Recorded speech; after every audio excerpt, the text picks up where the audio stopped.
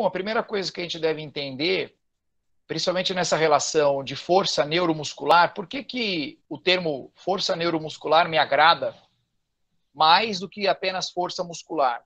Porque quando eu penso na relação neuro e músculo, aí tem um processo de associação, mas que também apresenta peculiaridades, né? Porque quando eu abordo a condição neuro, eu estou pensando em neurônios, processos sinápticos, comunicação, eu estou pensando em bainha de mielina, eu estou pensando em potencializações de ações que são promovidas ali pelos axônios, justamente para promover a liberação aí do neurotransmissor acetilcolina, para que ali na fenda sináptica chegue essa comunicação do neurônio, né, para a membrana muscular, no caso, e tem a despolarização dessa membrana. Então, qualquer comprometimento que tenha da membrana para trás, pensando em neurotransmissor, pensando em axônio, pensando em bainha de mielina, pensando em comunicação sináptica, pensando em recrutamento e organização também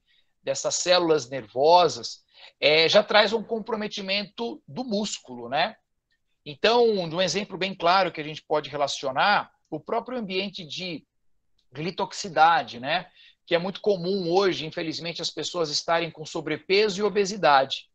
E uma das relações metabólicas de grande alteração é a hiperglicemia sanguínea, né? E essa hiperglicemia sanguínea, ela acaba levando o ambiente de glicose aonde não deveria ter e acaba levando o comprometimento metabólico em tecidos e células. Um desses grandes comprometimentos metabólicos que se apresenta também nessa relação da glitoxicidade é que a glicose ela acaba tendo tanta exacerbação que ela acaba se convertendo num tipo de álcool chamado sorbitol. E esse sorbitol, ele acaba tendo uma ineficiência de ser metabolizado também pelo fígado em forma de frutose, e ele acaba tendo o quê? Ele acaba tendo uma interferência através de uma enzima que para de funcionar adequadamente esse metabolismo, que é a aldose redutase, e esse sorbitol ele não consegue ser metabolizado, então, para o fígado em forma de frutose, e ele acaba acumulando demais. E esse acúmulo de sorbitol, que é oriundo do excesso de glicose, ele acaba concorrendo, por exemplo, lá na bainha de mielina, no processo dos axônios, onde tem o potencial de ação. E ele concorre com o mionizitol. E o mionizitol, ele é uma propriedade muito importante ali da preservação da bainha de mielina. E quando isso acaba tendo um efeito deletério, o sorbitol acaba, então, destruindo a bainha de mielina. E isso é muito ruim. Por quê? Porque a comunicação do potencial de ação, da frequência de disparo e da amplitude desse sinal do sistema nervoso para o músculo sobre a membrana, através da acetilcolina, ele acaba tendo um grande comprometimento. Então, esse é um ponto muito sério a se pensar sobre a comunicação neuro e músculo. Outro ponto que eu sempre relaciono da força neuromuscular é que o sistema nervoso também ele é muito inteligente, né? Ele trabalha numa condição de eficácia. E quando a gente fala de eficácia, nós temos uma tendência biológica de guardar energia, preservar energia. E quando a gente preserva energia, quando você tem desuso de algumas estruturas celulares, no caso, ele pensando em neurônio, e você não tem estímulos para esses neurônios, por isso que eu estou falando da condição neuronal. O corpo entende que não há necessidade de tamanha energia, principalmente em relação de glicose, para a condição de homeostase. E o que ele faz? Bom, já que eu não o utilizo, vamos entrar em desuso. Então, para que ter tanto dispêndio energético? Para que agora ter tanta hidrólise ATP, levar glicose para aquela região, preservar aquela região? Então, acaba tendo um processo deletério, neurodegenerativo, que acaba também trazendo um efeito ruim, que é morte em algumas estruturas celulares aí sobre os nossos neurônios de condução nervosa. E, claro, se eu tenho esse comprometimento aí de comunicação de novo, porque neurônios param de funcionar adequadamente, eu também perco a minha capacidade de gerar, de novo, trabalho muscular. Outra condução que é importante é que no processo do envelhecimento, infelizmente também, para alguns idosos, principalmente, que já são acometidos aí com comorbidades, e também pelo ambiente da glitoxicidade, da lipotoxicidade, que é o excesso de glicose, o excesso de lipídios na corrente sanguínea, ele acaba levando também uma relação de desmelinização, que necessariamente às vezes não é pelo sorbitol, mas pelo próprio processo do envelhecimento, e esse processo de desuso também e de comprometimentos também neurodegenerativos acaba levando à desmelinização. O problema da desmelinização é que ela afeta mais as condições de unidades motoras maiores, ou seja, são unidades motoras de comunicação para ações rápidas motoras, velocidade, potência, força. Então, a gente tem também um grande problema. O idoso e o processo de envelhecimento, a gente percebe a lentificação dos gestos, a comunicação letárgica diante de uma reação rápida. Por mais que o idoso ele tenha o desejo de realizar, por exemplo, ele tropeçou e ele quer ter uma ação rápida de colocar um outro pé e a mão na parede para gerar um ponto de estabilidade, ele não tem a velocidade de condução pelo potencial de ação, justamente para gerar a contração muscular de uma ação rápida. Não consegue. Então, quando a gente pensa nesse sentido, a função neuronal, ela é um ponto extremamente peculiar diante do treinamento. Então, quando a gente percebe isso, hoje, graças a Deus, a ciência tem investigado bastante, né? As funções de miocinas secretadas pelo músculo esquelético, trazendo uma alça neuromuscular.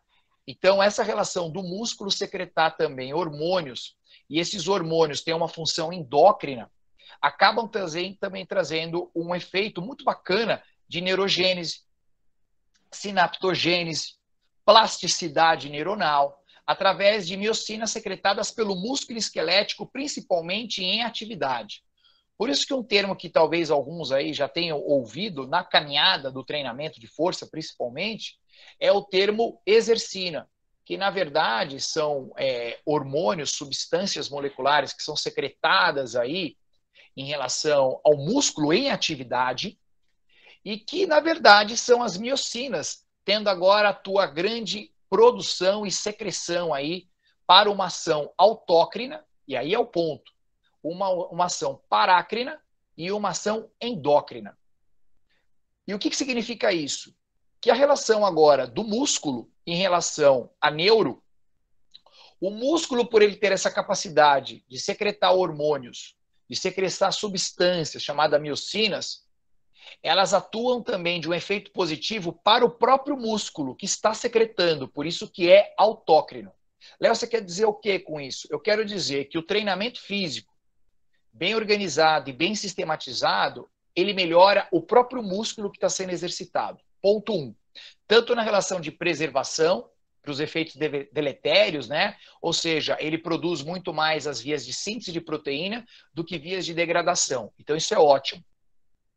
Mas ele não é egoísta, ele acaba trazendo também uma ação parácrina. Ele atua também em músculos que estão ali próximos, células que estão ali próximas, secretando também essas substâncias ativas para a melhora das funções celulares. Mas ele ainda é menos egoísta ainda. O próprio músculo, ele secreta para vários outros órgãos, como, por exemplo, o cérebro, coração, a ação endócrina.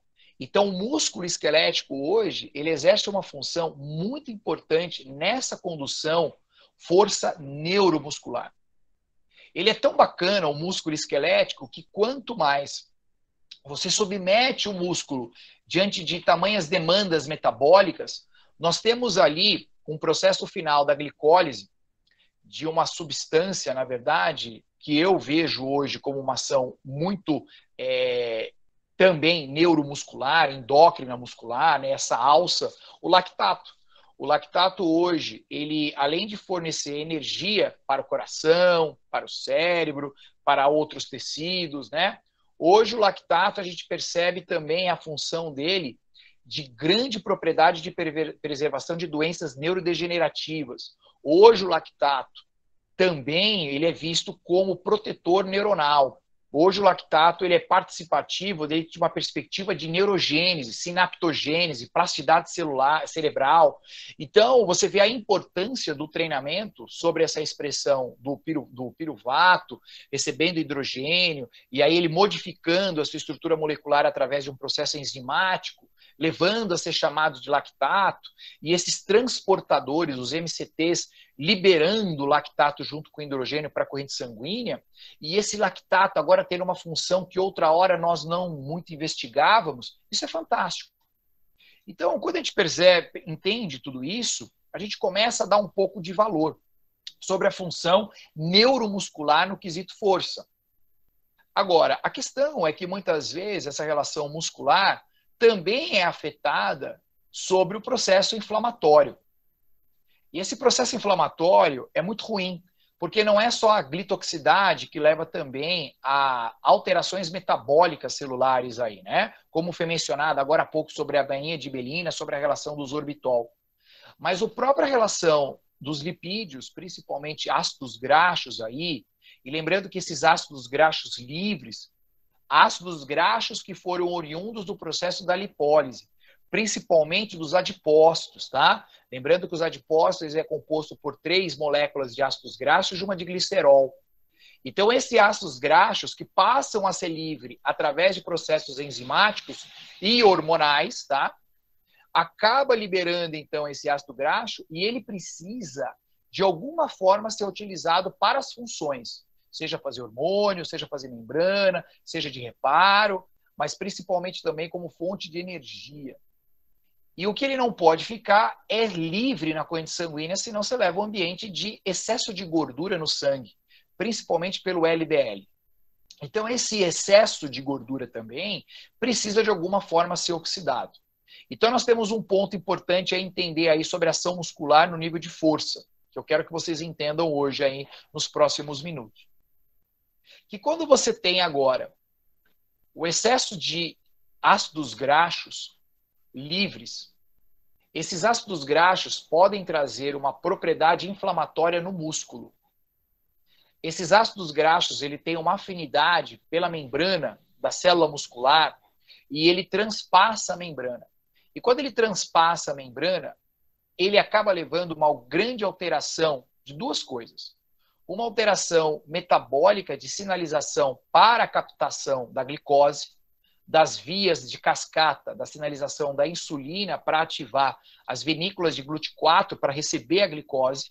Então, o ácido graxo ele impede essa comunicação, principalmente de ativação de AKT, para poder liberar o GLUT4 e ter a translocação para a membrana. Então, o ácido graxo impede. Então, leva o que com isso? Bom, leva o ambiente, já que a glicose não consegue entrar para a célula, para ser armazenado através de polímeros de glicogênio e também energia em forma de glicose, aí nesse sentido, ele acaba tendo um acúmulo de glicose sanguínea, leva ao estado de hiperglicemia. Então, isso é um ponto muito sério.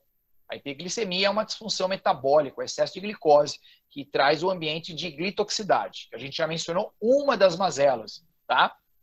Só que também esse ácido graxo ele acaba agora tendo uma grande permeabilidade no músculo esquelético, levando um processo de inflamação do tecido muscular. E esse processo inflamatório do tecido muscular acaba trazendo uma disfunção da estrutura de massa magra. Essa massa magra acaba tendo o quê? Um comprometimento da tua capacidade de contração muscular. E ao invés do músculo que é saudável secretar miocinas anti-inflamatórias, miocinas que trazem funções de equilíbrio sistêmico para o nosso corpo, o próprio músculo esquelético ele acaba levando também o que, Léo?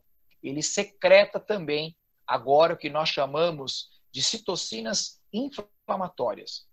E essas citocinas inflamatórias, como o TNF-alfa, a interleucina 6, oriunda do músculo inflamado pela gordura, acaba danificando várias também estruturas celulares e principalmente a relação do endotélio.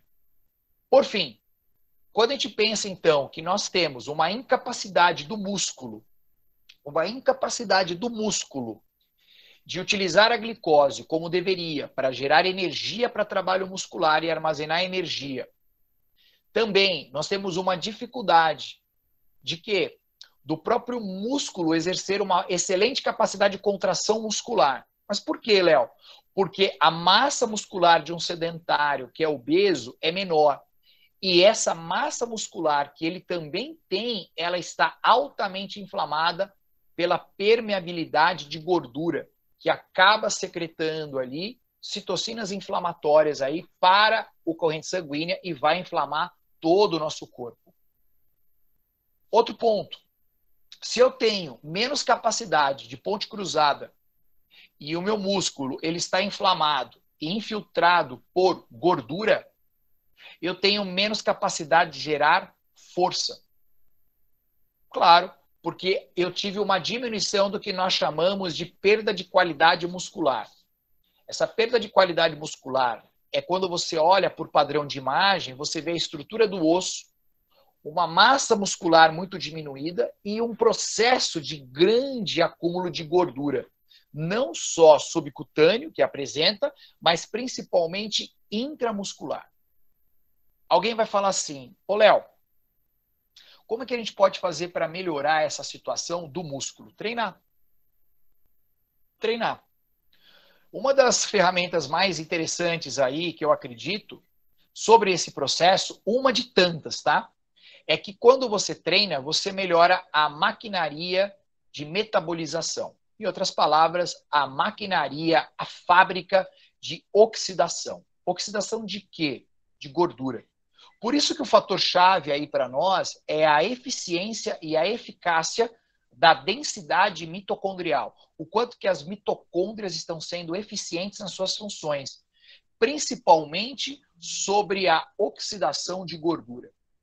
Então, quando as mitocôndrias estão funcionando adequadamente, e isso é importante para a preservação da massa muscular, entendendo que o processo da hipertrofia, ela traz um ponto também importante sobre o controle glicêmico e o controle de lipídios. Por quê? Porque se eu tenho mais massa muscular ou preservando a minha massa muscular, eu tenho mais mitocôndrias, então eu tenho mais potenciais caminhos para oxidar gordura e também utilizar a própria relação da glicose de uma maneira eficiente. Então, quando a gente tem esse ambiente favorável, tudo corre bem. Quando nós não temos esse ambiente favorável, você, além de ter baixa capacidade contrátil, você também tem a glitoxicidade, você tem também a lipotoxicidade, você tem a perda de qualidade muscular, você tem o processo de comunicação da bainha de mielina, dos seus axônios, da comunicação sináptica, que também foi afetada pelo excesso de gordura. Hoje a literatura também apresenta para nós claramente, né, que esse excesso de gordura também, ela acaba afetando as comunicações neuronais, trazendo processos, por exemplo, de precocidade, de Alzheimer, doenças neurodegenerativas, destruição de comunicação sináptica. Então, morte celular com muito mais precocidade sobre as suas ações, principalmente devido também somado ao desuso, à falta de estímulos, né? Ela também traz um ponto importante, que é a memória, a cognição, a razão, o pensar, que também é prejudicado pelo excesso de gordura. Então, olha quanta coisa sendo somada aí. Então, quando a gente pensa na força neuromuscular, é muita coisa para a gente abordar, né? É muita coisa para a gente pensar. Porque aí você percebe da real importância de você manter estímulos adequados diante de um programa de treinamento. Um programa de treinamento que certamente vai contemplar todas as capacidades biomotoras que fazem parte do que nós chamamos de melhora de qualidade de vida, melhora de condicionamento físico geral. E essas capacidades, elas devem ser integralizadas dentro de qualquer contexto. Um contexto de saúde ou um contexto de desempenho esportivo.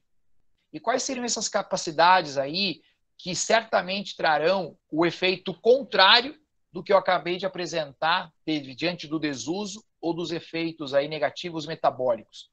A capacidade de flexibilidade é uma delas. A capacidade de flexibilidade, ela também faz parte do contexto que vai ter um efeito também sobre a composição corporal. Por mais que ela tenha, obviamente, um gasto energético diante dos trabalhos que vem envolver flexibilidade menor do que as outras capacidades condicionantes aí, como força e resistência, que é cardiovascular, mas ela tem o seu efeito muito peculiar. Até porque quando você alonga, lembre-se que você também tem a hidrólise do ATP, você tem quebra da ATP, você tem o que? Aumento de liberação de cálcio pelo retículo sarcoplasmático. Então, todos esses ambientes também levam ao quê? A otimização também da utilização de glicose. A eficiência também da captação da glicose pelos GLUT4, principalmente pensando em músculo agora esquelético, alongando. Então, ele também é um veículo muito importante dentro de um planejamento para a melhora muscular sobre o aspecto de força. Então, esse é um pilar. O outro pilar é algo incontestável, que é a capacidade cardiorrespiratória ou cardiovascular. Essa condição aí é sine qua non em qualquer contexto. Né? As atividades de endurance, elas fazem parte aí do controle sobre saúde metabólica, das conduções aí também da utilização da glicose, da eficiência mitocondrial, hormonal, enzimática, principalmente nas funções do ciclo de Krebs e as suas enzimas funcionando com eficiência, principalmente também lá na cadeia transportadora de elétrons, onde de fato vai ter a produção de ATP, formação de água, liberação de CO2, né, que é do processo final do metabólico aí, que veio de uma via energética. Então, esses sistemas aí, principalmente enzimas oxidativas, elas devem ser muito bem treinadas, muito bem estimuladas. Justamente, um dos marcadores que a gente utiliza até hoje é a perspectiva do consumo máximo de oxigênio e a sua eficiência e a sua eficácia. Por isso que ele é um marcador, o VO2 máximo, dentro de um teste direto, sobre a relação da integração do sistema respiratório, sistema cardiovascular e sistema musculoesquelético. Então, o VO2 ele é um marcador ainda que apresenta, olha, se nós estamos com um VO2 bom, um VO2 ótimo, um VO2 excelente, significa que o sistema fisiológico, nessa relação metabólica, aparentemente está funcionando muito bem. E, finalmente, a gente temos a capacidade da força. E essa capacidade da força, o que nós geralmente não utilizamos ao longo de um programa de treinamento, principalmente para pessoas que têm mais de 50, 60, e se a gente pegar o que a Organização Mundial da Saúde coloca, né? Países subdesenvolvidos acima de 60 anos, países desenvolvidos acima de 65 anos, particularmente eu não gosto de associar o idoso com um aspecto cronológico, né? Eu gosto de associar o idoso mais um aspecto fisiológico, psicológico. Eu tenho uma visão um pouco mais abrangente do que é idoso. Eu digo até isso por quê? Porque nós temos um estudo recém-publicado, eu não, né? Uma das maiores revistas sobre obesidade, uma revista de obesidade, que comparou o efeito da obesidade em jovens adultos, né? Jovens que têm 30, 40 anos, numa equivalência de idosos que já sofrem de comorbidades metabólicas. Olha que maluco isso, gente. Esse artigo, caso vocês queiram, é só pedir no meu direct ou pedir de alguma forma aí, não há problema nenhum, envio para vocês. Eles mostraram que um jovem de 35, 40 anos, que já sofre de obesidade, que é uma patologia, uma fisiopatologia, e que já tem grande comprometimento metabólico, ele apresenta a mesma relação de um idoso, que também tem comorbidades. Então isso é muito sério, porque quando você olha isso, você está querendo dizer o quê? Poxa, na verdade, ele é um idoso de 40 anos, metabolicamente falando. Então, um dos pontos agora, indo para o idoso, pensando o idoso que tem de fato uma idade mais avançada, uma forma de você trabalhar força, que nós não utilizamos na nossa caminhada como personal, são forças rápidas, potência. Isso é muito importante, né? Justamente para trazer essa condução rápida do neurônio para o músculo, nesse processo de despolarização, de liberação de cálcio, de ponte cruzada, enfim. Então, os trabalhos de potência é algo muito importante para o planejamento. E por que eu friso a potência, a força rápida? Para finalizando aí para vocês. Porque nós apregoamos muito a relação do processo sarcopênico, que tem a ver com o processo de perda de massa muscular, mas a sarcopenia ela não é só ligada à massa muscular. Ela tem efeitos também um pouco mais sistêmicos, tá? Principalmente não só de célula muscular, mas a sarcopenia também afeta as células como um todo e processo deletério de órgãos importantes aí. Então, o processo sarcopênico é um pouco mais abrangente. Nós utilizamos ainda como uma estimativa sarcopênica a análise muscular, mas ela tem uma visão mais sistêmica. Agora, o que nós não associamos durante um bom tempo, dentro da nossa caminhada enquanto profissional de educação física, é o processo dinapênico, né? O processo dinapênico é o processo da perda da força. E essa perda da força é a força rápida, tá? Então, o que a gente tem que entender? Se eu tenho um efeito deletério do processo sarcopênico e também somado no processo de dinapenia, eu tenho que preservar a minha massa muscular, mas eu também preciso melhorar a minha qualidade de forças rápidas. Até porque hoje a ciência tem apresentado que numa comparação entre qual é o efeito mais negativo para a saúde, qual é o indicativo, um dos pontos que está lá na frente encabeçando é a perda da força muscular, força neuromuscular. E a sarcopenia, ela está intrínseca nisso, mas a força neuromuscular, quando você vai perdendo de uma maneira deletéria, progressiva, ela tem um efeito muito, muito, muito grande sobre o que? Comorbidades e mortalidade precoce. Então, a perda da força, que é o processo dinapênico, ela tem uma relação muito direta sobre a preservação da saúde.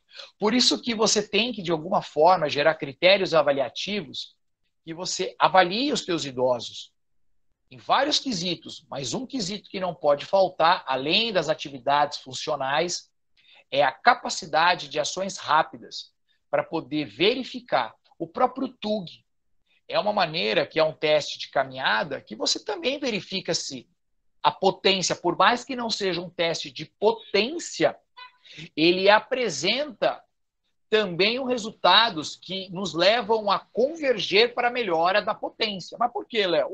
Porque se o cara caminhar mais rápido, significa que ele tem mais capacidade de potência muscular. Então, significa que os trabalhos que você tem executado ao longo do programa de treinamento para esse idoso está sendo eficiente. E graças a Deus que também o TUG, ele mostra já um bom tempo que se você tiver, quanto mais lento o teu idoso for nesse teste, vai apresentando maior relação com o nível de queda. E queda para idoso, nossa, é um problema sério. Tanto para o sistema imunológico, quanto para o sistema muscular, e acaba levando também a um comprometimento pulmonar. E acaba levando, muitas vezes, infelizmente, em muitos casos, a mortalidade. Então, quando a gente entende esse contexto, é impossível você não se apaixonar sobre a perspectiva força neuromuscular. E é impossível você também falar o quanto que o teu papel enquanto profissional de educação física, enquanto personal trainer, enquanto você também que é um profissional da fisioterapia, se é que tem alguns aí nos ouvindo, você entende, nossa, eu tenho uma função de extrema valia, uma extrema valia de promover longevidade para as pessoas, e essa longevidade com efeito muito brando de doenças metabólicas, de comorbidades, que é tudo que a gente não quer. Na verdade, a gente quer ter uma longevidade no qual as doenças, de uma forma geral, elas estejam lá na frente. E se elas apresentarem, são coisas que podem ocorrer, mas que, devido ao nosso nível de condicionamento estar tão eficiente, nós temos também uma recuperação diante de doenças que se apresentam durante a nossa caminhada, que nos leva também a ter respostas, muitas vezes até sem ação de medicamentos aí. O próprio corpo ele tem uma resposta diante disso. Por isso que é muito legal isso daí. Recentemente também, acho que faz umas 2 semanas, eu li um artigo que trouxe a comparação do efeito do exercício, né, que a gente chama de efeito da dose, porque a dose é o que você aplica no seu aluno, né? Então ela tem um efeito que pode ser positivo ou negativo. E esse efeito eles compararam aos efeitos dos medicamentos. A dose medicamentosa pela linha de fármacos, e eles fizeram um paralelo, mostrando os reais benefícios que o próprio músculo, o próprio sistema fisiológico, bioquímico, hormonal, neurológico, cardiovascular, ele promove de respostas tão positivas para a preservação e para os ganhos de todas as estruturas celulares do nosso corpo, mesmo diante de um invasor como vírus, bactéria, ele acaba trazendo um efeito positivo. Para finalizar, aonde eu quero chegar com isso? Eu quero chegar que nós, infelizmente, vivemos numa população sedentária, infelizmente nós vivemos numa população de obesidade em ascensão e que a gente tem apresentado um fenômeno muito triste, que é a inflexibilidade metabólica. E a inflexibilidade metabólica significa que o nosso corpo não está tendo uma capacidade adequada de controle da glicemia, da eficiência da ação da insulina e do controle também da concentração demasiada de ácidos graxos aí compondo os nossos fluidos sanguíneos, né? O nosso sangue. Então é aquele sujeito que já tem um comprometimento metabólico. E por que eu estou falando isso? Porque a inflexibilidade metabólica, quanto mais o sujeito tem um comportamento durante anos e anos e anos de uma cultura de maus hábitos alimentares, sedentarismo, uso de medicamentos inadequados, estresse demasiado, mas principalmente nessa questão alimentar e falta de movimento, de uma hora para outra ele decide treinar, porque ele apresentou um quadro muito sério de coronopatia, insuficiência cardíaca, síndrome metabólica, ou apresentou agora de fato um quadro de diabetes tipo 2. E aí? Aí o médico fala, filhão, você muda o comportamento, ou você muda a alimentação, ou certamente você vai acabar tendo alguns problemas sérios, como perder visão, perder o pé, ter um infarto agudo do miocárdio, ter um acidente vascular encefálico, ou morrer. E aí ele fala, é verdade, então eu vou contratar um personal. Só que ele teve uma vida desgarrada durante 25 anos, dos seus 50 anos aí de vida, né? Ele teve 25 anos de sedentarismo e de processos inflamatórios crônicos.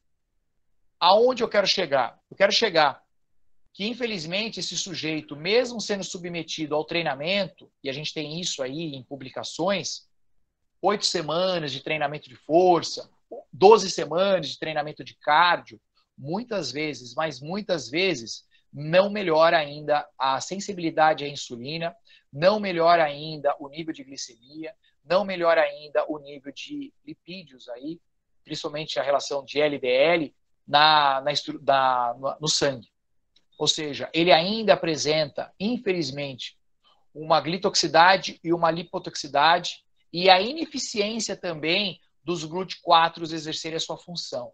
E as mitocôndrias também não funcionando com adequação da maneira que deveria. Aí algum personal vai falar, nossa, Léo, mas isso você acabou de falar que o artigo falou que o exercício é medicamento, nesse sentido de cuidado do corpo. Então, acontece que você como personal tem que entender a importância da resiliência e da motivação que você tem um ponto-chave. Por quê? Porque ele leva mais tempo para gerar esses ajustes metabólicos. Quanto mais tempo ele manter um comportamento e de inflamação, mais tempo ele vai ter também sobre efeitos de respostas positivas, principalmente nessas relações de glicemia e de sensibilidade à insulina. Só que o que a gente tem que entender? Que para um aluno que é sedentário, um aluno que tem um comportamento de 25, 30, 40 anos, deixando a vida me levar, ele também é um passo muito rápido para ele abandonar um programa de atividade física, um programa de exercícios físicos. Por isso que o papel do personal, muitas vezes, é muito mais conselheiro nesse aspecto de motivação, é muito mais de liderança, nesse aspecto de levar ele a sonhar lá na frente, trazer desafios para que ele possa permanecer dentro de um programa, até que ele gere de novo um novo hábito, um novo comportamento.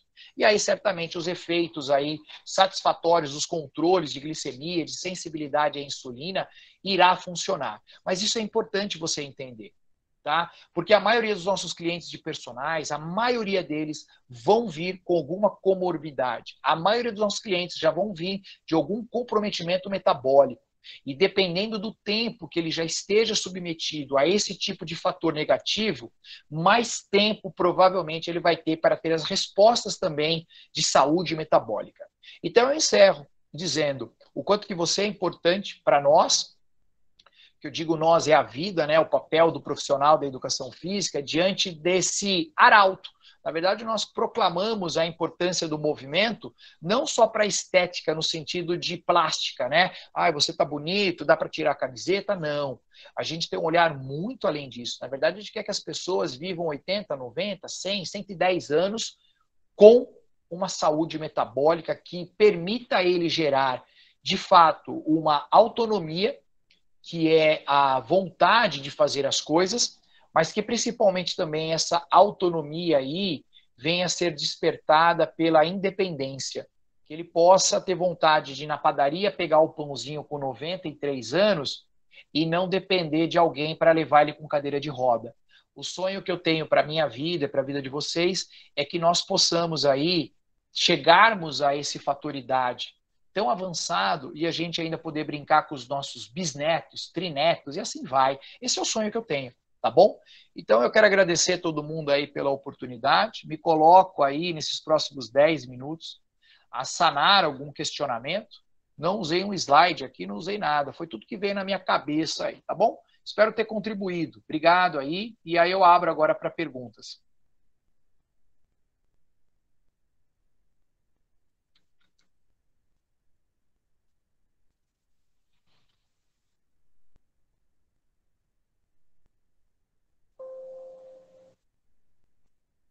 Obrigado, Francisco. Obrigado, Vandinha. Obrigado, Suzy Cleide. Foi um prazer estar com vocês.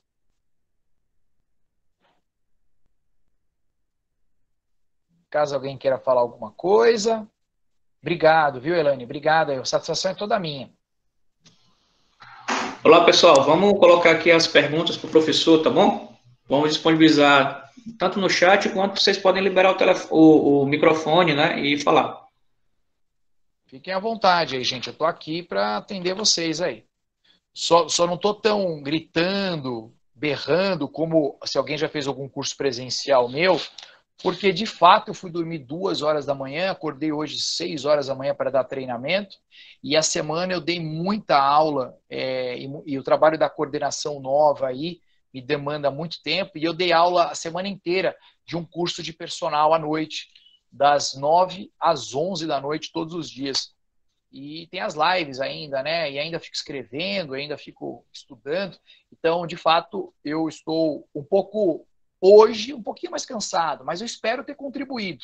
Espero ter passado o recado aí com qualidade e com muito amor, que é essa maneira que eu tento levar para vocês. Obrigado, Amanda. Obrigado mesmo, viu? Obrigado, Maria. Obrigado, viu? Bom final de semana para você. Lembrando que eu vou estar no simpósio aí, né? Dando o tema musculação aplicado para mulheres.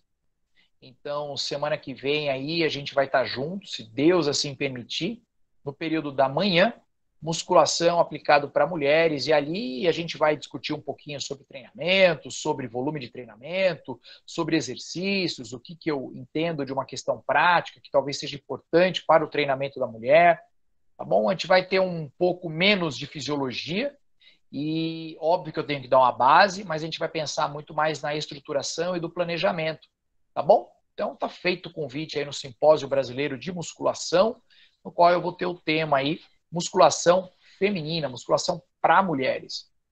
Quero agradecer demais a presença de vocês, aqueles que não me conheciam, foi um prazer assim imensurável estar com vocês, tá legal? Obrigado pelo convite de todos. O meu Instagram, acho que a maioria já tem, né? É prof.leonardolima, prof.leonardolima, e a gente está junto aí. Beijo no coração de todo mundo. Anderson, obrigado pelo carinho. Espero ter contribuído aí. Por nada, professor, agradeço demais. Aí tem só uma perguntinha aqui, professor, do Adriano, né? Ele pergunta assim, professor, nesse artigo que o senhor falou sobre a comparação dos farmacológicos e atividade física, poderia falar um pouco mais? Talvez seja, né, dos benefícios, né, da atividade física e aí talvez da retirada dos fármacos. Na verdade, esse artigo ele apresenta os efeitos que alguns medicamentos apresentam em doenças de saúde metabólica, principalmente em relação à população diabética, e os efeitos que o exercício físico também promovem na relação de que também vai trazer efeitos que não são sintéticos ocasionados aí. Por exemplo, vou dar um exemplo bem clássico, tá? A gente tem um hormônio chamado GLP-1. Esse hormônio ele é secretado pelo intestino delgado quando você se alimenta. Por que ele é secretado, turminha? Porque o GLP-1 é um hormônio que ele vai trazer uma sinalização química para o pâncreas, lá nas células pancreáticas, né? As células beta-pancreáticas, lá nas ilhotas de Langerhans. E para secretar o quê? A insulina. Então, esse hormônio, ele tem uma ação extremamente importante, porque ele já faz a comunicação. Olha, está entrando aí muita agora glicose no sangue. Precisa controlar. Pâncreas libera insulina. Legal. Então, existem medicamentos, por exemplo, que é utilizado diante de um comprometimento metabólico de hiperglicemia, que é a longevidade da ação desse hormônio GLP-1 na corrente sanguínea. E por quê? Porque a gente sabe que esse hormônio depois ele vai ser oxidado, né? Ele vai ser metabolizado. Ele não pode ficar na corrente sanguínea também, porque senão também altera os componentes ali do sangue. Então, o que ele faz, a ação desse medicamento? Ele prolonga o efeito do GLP-1 no sangue para um diabético. Por quê? Para que ele continue sinalizando a liberação da insulina para a captação da glicose pelas células. Agora, e o exercício? O exercício promove a mesma coisa. É isso que é interessante. O sujeito que é treinado, a ação do GLP-1 funciona com muito mais eficácia e eficiência. Então, essa relação aí do controle da glicemia é o que ele vai trazer nesse paralelo de discussão. Então, é muito bacana esse ponto aí, tá? Então, é nesse quesito aí que o artigo ele vai discutindo, ele vai batendo um papo e ele vai favorecendo muito a importância da prática do exercício físico e o que ele almeja, né? É que algumas comorbidades, o sujeito para de tomar o medicamento, obviamente com autorização médica, e ele passa a receber os benefícios do próprio corpo agora, preservando a saúde sistêmica do sujeito. É isso aí. Espero ter esclarecido aí. Mas é só pedir no direct do meu Instagram ou no meu Telegram, eu mando para você, tá bom? É bem legal. Os artigos são demais, né? Hoje a gente tem publicação de excelência, né?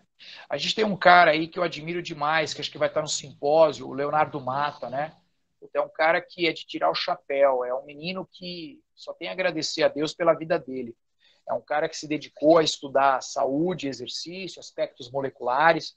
Então, é um cara que vale a pena aí também ouvi-lo sempre em relação à saúde, tá? Isso, professor, o Leonardo Mata vai estar no simpósio, tá? Vai estar no dia 15. E a temática dele é muito bacana, que vai pegar justamente um pouco dessa parte do Covid, de obesidade. Então, a temática dele é muito boa. Ele vai aprofundar nisso aí. Ele é amigo pessoal, ele é um cara fantástico. É um cara bacana. No seu dia vai ser de sua presença. Vamos estar no dia 8, pessoal, com o professor Leonardo Lima, falando sobre treinamento de força para mulheres. Depois nós temos o professor Rafael Carvalho, que eu acredito que você deva conhecer, professor. Que vai estar outro também, feríssima de comprometimentos aí metabólicos, saúde, exercício. É outro cara fera. que vai estar falando sobre treinamento, pressão de exercício para diabetes e hipertenso, então é uma área que ele domina muito, essa parte. Depois vamos ter Thiago Panda falando sobre a parte toda de marketing digital, empreendedorismo digital, o novo profissional, o novo perfil profissional, né, nesse momento. Então vai ter até um sorteio do e-book, do livro, aliás, do livro dele, tá, dentro do simpósio. E vamos ter também o professor Demetrios Brandão, né, falando do protocolo dele, falando de de como prescrever treino com peso corporal. Então, no dia 8, temos muitas temáticas super interessantes. E no dia 15, a gente vai ter Belmiro Salles, Leonardo Mata, vamos ter o Rafael Carvalho também, mais uma vez, falando sobre metabolismo e emagrecimento, tá bom? E vamos ter o fisioterapeuta o Dr. José Góes falando sobre ultrassonografia cinesiológica, né, do ventre muscular. Então, temática diferente, temática não vista em muitos locais por aí. Ele é um fisioterapeuta mais top que nós temos aqui hoje no Ceará. Então, pode ter certeza que vocês vão ter realmente profissionais show de bola, tá bom? Leonardo, cara, muito obrigado, tá bom? Pela sua participação. Espero que os meninos tenham aproveitado. Deixa eu ver se tem mais alguma pergunta. Tem. O Francisco Júnior. Ganha massa muscular, professor? Ganha massa muscular é melhor para o corpo, mas, por outro lado, atrapalha a flexibilidade. Talvez seja assim, ganhar massa muscular é melhor para o corpo, mas, pelo outro lado, atrapalha a flexibilidade. Talvez seja essa a pergunta. Então, na verdade, depende de quem aplicou essa relação da flexibilidade, como foi feito o treinamento para hipertrofia, né? É um mito. Na verdade, você tem como ter o aumento da massa muscular e otimização com grande eficiência de amplitude de movimento e com componente também de flexibilidade. Então, fiquem tranquilos. A gente tem atletas de bodybuilders que são extremamente flexíveis, né? Então, o que dá de entender é que essa flexibilidade, ela depende de mobilidades articulares e também da própria relação de distensibilidade, né, do músculo diante do estresse do treino. Então, o que tem que tomar cuidado é que tipo de treinamento que a gente talvez não tenha aplicado com devida cautela. É isso, tá? Então, por mais que o sujeito às vezes tenha 55, 60 centímetros de perimetria de braço, é óbvio que o espaço ali ele se torna menor, né, por causa do volume do músculo, mas ele tem também flexibilidade, ele tem amplitude, ele tem mobilidade, desde que saiba fazer o treino. Tá? Então, fiquem tranquilos aí. É um mito, tá bom? É um mito. É um mito, na verdade, criado pela área nossa da educação física, de erros de organização de capacidades biomotoras. A gente prioriza, às vezes, muita hipertrofia, mas deixamos de lado também a flexibilidade diante de uma programação. Tomem cuidado, por isso que eu falo. Todo treinamento de programa tem que ter cardiovascular, flexibilidade e trabalho de força. Aí ele coloca aqui, professor, aí tem que trabalhar a mobilidade articular junto com o treino, no caso da hipertrofia, né? É isso aí. E trabalhos também específicos de alongamento, que não é só mobilidade, aí é o músculo mesmo. O Sardinha, quando ele esteve aqui no evento nosso, né, ele mostrou bastante flexibilidade, né? Ele mesmo faz questão de mostrar a flexibilidade dele. Ele esteve conosco em Fortaleza e também aqui em Sobral, e realmente isso se torna um mito, né? Isso é um mito. Na verdade, é o que eu comentei. Muitas vezes é uma experiência pessoal que a gente acaba transferindo para algo normativo, né? O cara tem hipertrofia e já é associado à perda de flexibilidade. Não é bem assim. O Léo, eu sou flexível? Claro, eu não treino flexibilidade, eu sou duro, travado. Mas por quê? Não é porque eu gosto de hipertrofia, é porque eu não treino adequadamente trabalhos de mobilidade e trabalhos de flexibilidade envolvidas aí. Então é óbvio que eu vou ter menos estímulos, eu vou ter o quê? Limitações de amplitudes. Mas sou eu, mas eu não posso normatizar agora para todo mundo, né? Isso, ótimo, professor, ótimo. Vamos lá, pessoal, mais alguma perguntinha? Iana Samili, quem mais os presentes aqui? Alberto, Leandro, Tina, Eduardo Lobo. Antônio, tá calado, cara, hoje? O que foi? Sem perguntas? Então, o pessoal tá... hoje. Acho que o pessoal tá cansado de perguntar a semana todinha aí. Esse dia, hoje é o último dia, eu que fecho? Isso, você fecha a nossa maratona, hoje é o último dia. É por isso, é por isso. O pessoal já enjoou, já viu muita gente boa. O Pangaré ficou pro final e aí ninguém quer me ver mais. É por isso. Que é Professor isso. Leonardo, Oi. a gente sabe que o processo sarcopênico é um processo degenerativo, né? Você até citou aí. Aí, sabe os benefícios do treino de força para esse É. processo, para manutenção ou diminuição desse processo, né? Retardar esse processo degenerativo do sarcopênico. Mas que eles falassem um pouco do treinamento também aeróbio, ou do aeróbico. Quais os benefícios para o idoso? A tua pergunta é se o treinamento cardiovascular também pode ser utilizado. Cardiovascular, ou treinamento intervalado, no caso, que a gente usa no Claro, treino de força tradicional. claro. É importante você entender que quando a gente fala de hipertrofia para quem treina musculação, não significa também que você não vai gerar maior síntese de proteína muscular e preservação da mesma e efeitos menores deletérios de degradação de proteína com treinamento cardio, tá? O que é importante é que você mantenha essa musculatura sempre em trabalho, porque as enzimas irão funcionar mais, a relação metabólica irá funcionar melhor, a própria relação de enzimas como a epiquinase, que é importante para PGC1-alfa, que é um precursor para fazer mitocôndria, condições de alta intensidade, utilizando nos treinamentos de endurance, principalmente utilizando a grande contribuição da glicólise, que é importante aí também para o componente de preservação de massa muscular.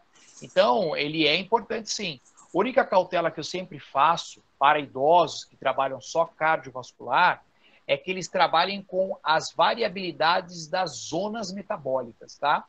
Então, ele tem que entender que ele tem que caminhar dentro de condições de maior contribuição aeróbia, maior contribuição também anaeróbia. Então, o bom personal ele tem que fazer um planejamento, aonde ele saiba lidar muito bem com as relações das variáveis agudas do treino, dentre elas o volume e a intensidade. Tá? Então, tem que tomar um pouco de cautela. E a alimentação. Eu acho que a alimentação aí é um ponto determinante para a preservação da massa muscular, independente se é de força ou independente se é de endurance. Principalmente, algo que a gente não faz muito, tá? A gente às vezes vai trabalhar com idoso e não tem uma cautela, uma boa equipe interdisciplinar, que seja particular ou que seja do meio público, principalmente em relação à adequação de carboidratos, mas principalmente proteína, que é o que ele precisa muito para manutenção e ganhos de massa muscular e preservação da mesma. Então, na verdade, você percebe que não é só o treino, né? A própria relação da inadequação do sono, você promove um efeito mais acentuado degradativo do músculo, porque aí você aumenta também a secreção de cortisol, que é altamente catabólico, e acaba levando um processo também de perda de massa muscular. Então tem que ter um olhar bem integral aí para poder ter uma intervenção de fato saudável para o teu aluno. E trabalhar um pouco sobre questão dessa equipe multidisciplinar e também se atentar à periodização de treino, né? Que acaba que é importante nesse processo, né? A programação, né? Um dia espero dar uma aula para vocês, ou em algum momento aí, sobre o que de fato é periodização, né? A gente vai ver que o ponto mais importante não é a periodização. Na verdade, é o programa de treinamento no qual a sessão é a unidade funcional mais determinante de todo o programa. Então, se a gente erra na sessão de treinamento, que é o que acontece, as coisas de fato, não adianta você fazer uma excelente periodização no papel, se você não tem um monitoramento, a regulação e os ajustes necessários em sessão de treinamento. Sessão de treino, sim. Obrigado, professor. Obrigado. Imagina, é uma honra.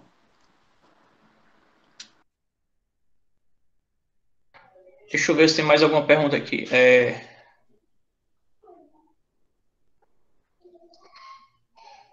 Quais os principais pontos iniciais a serem abordados no treinamento neuromuscular no idoso obeso, professor? É a pergunta de Vivian. Perfeito, perfeito. Na força, né? Que é o que ela citou aí, né? Isso. Então, na força, deixa eu tentar fazer uma maneira bem progressiva. Óbvio que você não vai iniciar com o idoso para força, trabalhando potência, como é importante, mas a gente entende isso um pouco mais para frente. Você vai trabalhar igual que você trabalharia com uma pessoa descondicionada. Os trabalhos de mobilidade, flexibilidade, padrão de movimento, que é para gerar engrama, né? Aprender o movimento propriamente dito, aprender a respirar. E aí, as cargas utilizadas, a gente tem hoje na literatura que entre 40% e 80% os efeitos são similares sobre força e hipertrofia muscular para essas fases iniciais aí do idoso. Recentemente eu publiquei um artigo de revisão sistemática sobre volume de treinamento de força para idosos. Os volumes de treinamento para idosos destreinados, menos de 5 séries por grupamento muscular semanal já é suficiente. E a qualidade imposta inicialmente nas primeiras 20 sessões não precisam ser altas cargas, até porque a maioria dos idosos descondicionados e sedentários, muitos deles já sofrem de artrose, tá? Lembrando que a maioria dos idosos já tem um processo também de menor qualidade muscular, menor capacidade contrátil. E aí ele acaba tendo o quê? Muita dificuldade de vencer resistência. Por isso que tem que tomar cuidado. Então, de fato, o menos é mais para idosos descondicionados obesos. Tá? Então, é essa dica que eu daria. O menos é mais para idosos descondicionados, sedentários, obesos.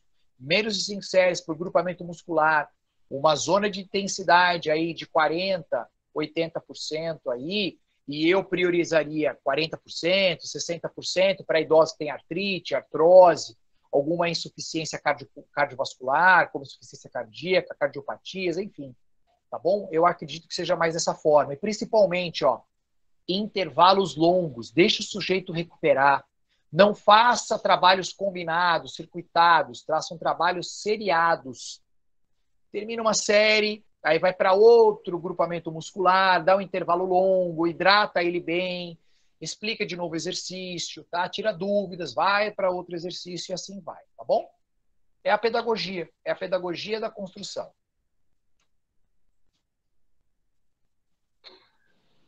Pronto, deixa eu ver se tem mais uma perguntinha aqui, se alguém fez. Essa aqui foi a Vivian. Vivian, espero que ele tenha respondido, tá? O seu questionamento. Mais alguém? Não? O pessoal tá tímido hoje. Tímidozinho aqui, todo mundo.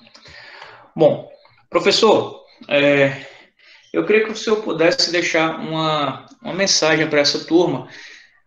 Nós somos, a nossa atividade, nossa profissão foi muito, vamos dizer assim, foi bem comprometida, por um lado, durante essa pandemia. Muitas pessoas tiveram que paralisar suas atividades, mas também houve um processo de reinvenção, houve um processo de novas ações, de nova postura profissional durante esses 4 meses, né? Tivemos aí uma economia afetada, tivemos aí uma nova forma de nos posicionar, não tanto de forma presencial, mas sim de forma mais online, e que esse é o começo, talvez, de uma nova forma de nós vermos, de nós trabalharmos, de nós nos encontrarmos, né, o mundo online. É claro que mais cedo ou mais tarde nós vamos voltar a uma normalidade, voltar a fazer o que nós fazíamos anteriormente, mas com cuidados sanitários que vão ser necessários para isso, tanto nos eventos, quanto nas aulas, quanto nos treinamentos. Nós vamos ter isso que vai ficar, com certeza é o legado do Covid, vai ser essa situação, essa atenção. E eu queria que você pudesse deixar uma mensagem bacana para a nossa profissão, para o nosso professor que está aí, que está voltando às atividades. Em algumas cidades as academias abriram, aqui em Sobral, aqui ainda não abriu, algumas cidades aqui próximas, umas abriram, outras ainda não. Acredito que aí nas cidades que os meninos estão, Recife, Bahia, Rio, São Paulo, Paraná, temos aqui hoje alunos de 11 estados, né? Muito bacana isso, né? Então a internet faz com que a gente aproxime de outros estados, de outras cidades, né? Então muita gente aqui de Natal, Teresina, então muito legal isso. Então queria que você pudesse deixar uma mensagem para esse pessoal de como eles poderem trabalhar, de como eles Parem de ficar, quem estiver esperando, que pare de esperar, quem está agindo, que continue agindo, entendeu? Para que a nossa classe possa crescer, se fortalecer e que as pessoas possam realmente ter o reconhecimento que elas esperam, tá? Dentro da profissão, reconhecimento tanto profissional, como financeiro, como pessoal, que elas possam se encontrar realmente de fato e façam isso com amor, como você mostrou aqui que faz tanto. Bom, primeira coisa, eu quero me solidarizar aí as pessoas que estão passando grande comprometimento financeiro. E certamente são muitos da nossa área que estão passando esse problema. E eu não posso deixar de mencionar. Então eu quero chorar com aqueles que precisam de compaixão. Eu estendo a minha compaixão a você. Eu tenho vários amigos meus aí no Brasil, e eu viajo muito pelo Brasil, que não têm hoje condições de comprar nem 1 quilo de carne aí para os filhos. São profissionais de educação física. Recentemente aí, no campo universitário, um dos professores me procurou e falou: professor, será que vai diminuir minha carga horária porque eu tenho um filho pequeno, acabou de nascer, eu só estou com esse trabalho e a minha esposa está desempregada? Eu já estou passando muita dificuldade. Então, eu quero dizer que ninguém estava esperando isso. Eu quero dizer que foi algo de imprevisibilidade. E essa imprevisibilidade nos levou a algumas reflexões. Primeiro, que nós não estamos sozinhos. Dependemos uns dos outros aí. Segundo, não seja egoísta. Eu acho que é um momento de partilha. Mesmo que você não tenha um material para partilha, mas você tem um ombro amigo e você tem palavras que podem trazer conforto. Quarto, não acredite em fadas, em Papai Noel. Não acredite em passo de mágica. As coisas não são tão pragmáticas assim. Eu parei de acreditar nisso faz muito tempo. Passo 1, passo 2, passo 3, as coisas acontecem. Isso para mim é coisa de criança. É uma coisa de criança que muitas vezes não acontece no mundo do adulto e o adulto se sente frustrado porque ele acha que a incompetência é dele. Não é assim. Por outro lado, a gente sabe que o ser humano ele tem uma capacidade tremenda de adaptabilidade e de se ajustar diante do caos. O que eu tenho a dizer é que todos os movimentos históricos da vida humana se tornaram melhores a partir do caos. Todos os movimentos humanos. Toda a história humana, a partir de um grande momento de imprevisibilidade, que muitos deles eram oriundos de dor e lágrimas, se tornaram um momento de glórias depois. Então, eu acho que é o momento agora de criar novas possibilidades aí. Obviamente que o meio online é uma delas. Tentar gerar uma identidade, uma maneira sua de ser, e não uma cópia do fulano A ou do fulano B. Tentem, de todas as formas, ser o mais transparente, sincero e íntegro possível diante das pessoas e em meio social. O que nós temos visto hoje aí, por mais que tenhamos assim vários cursos EADs, vários personagens dando consultoria, e eu tenho acompanhado aí muitos aí, eu ainda percebo que as pessoas não são íntegras. A integridade que vem dessa relação da o que é ser íntegro é a inteireza de ser a pessoa.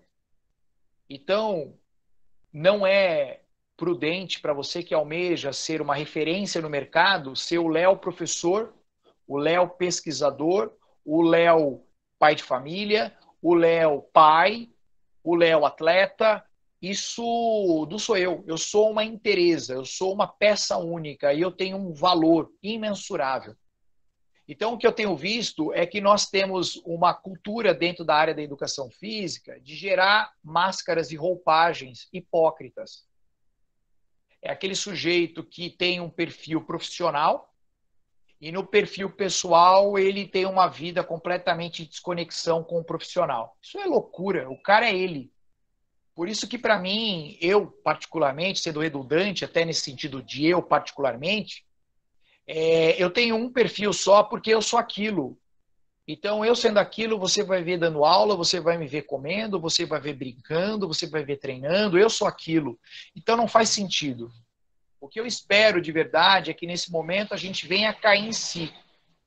Cair em si que nós precisamos, de fato, nos unir, por mais que muitos ainda sejam descrentes nessa unidade, eu sou utópico ainda na unidade, né? E essa unidade é o respeito da diversidade. Essa diversidade é muito importante a gente ter. Eu costumo dizer que o arco-íris só é bonito porque ele é colorido. E cada cor do arco-íris é que torna o arco-íris bonito. E assim é a caminhada plural entre seres humanos, né? Cada ser humano, cada pessoa tem um colorido diferente. E que juntos nós trazemos vida ao contexto chamado humanidade. Então eu espero de verdade que você que é profissional de educação física, talvez não é se reinventar, talvez seja se reencontrar de novo. Eu acho que esse é o ponto. Muitos ainda não se reencontraram, né? Voltaram a si mesmo. A gente acaba colocando expressões e maneiras que nós colocamos aí para as pessoas que não são a gente, não forma a nossa maneira de ser. Então, seja verdadeiro. Hoje as pessoas elas carecem de menos máscara, né? Até porque o termo hipocrisia vem de máscaras da cultura grega. E a gente precisa aprender a tirar essas máscaras. E é uma tendência minha, é uma tendência sua, é uma tendência das pessoas, de maneira geral, colocar máscara diante de certas situações. Só que a gente ainda sonha em ser transparente, ter vontade de falar, ter vontade de pensar, ser respeitado diante dos nossos posicionamentos, né? Seja que agrade ou não agrade, mas o respeito é o que leva a gente a ter a discussão, a conversa e o diálogo. Então é isso. Eu quero desejar de coração, você que é profissional de educação física e está passando aí um momento aí um pouco de caos temporal, que eu creio que seja, calma, calma. Mas essa calma eu espero de verdade que algum anjo, não anjo no sentido divino, que não é palpável, mas algum amigo seu, algum irmão seu de humanidade possa estender a mão e te ajudar, nem que seja materialmente, emocionalmente, para que possamos, então, transmitir um pouco mais de vida diante da dor que você está passando.